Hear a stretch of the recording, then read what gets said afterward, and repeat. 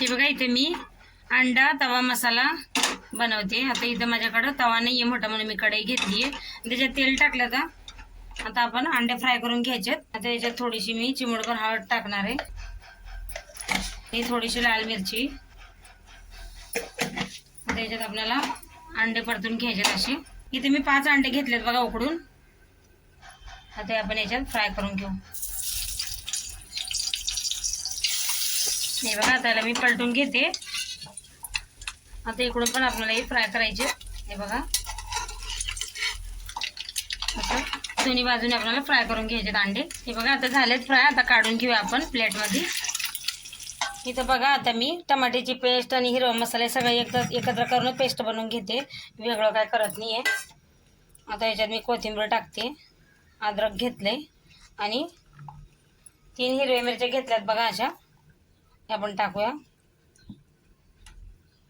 इथं आता लसूण पण टाकूया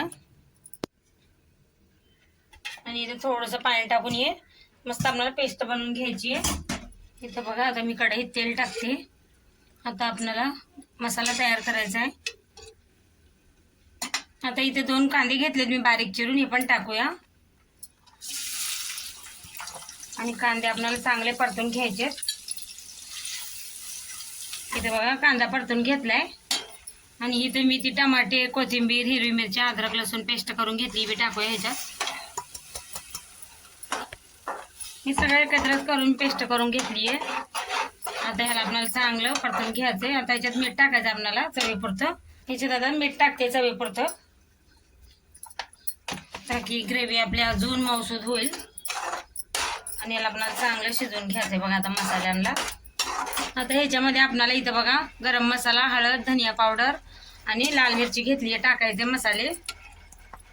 आणि मसाले पण आपल्याला या मसाल्याच्या संग चांगलं असं मऊसूद चांगलं करून घ्यायचंय, शिजवून घ्यायचे चांगले।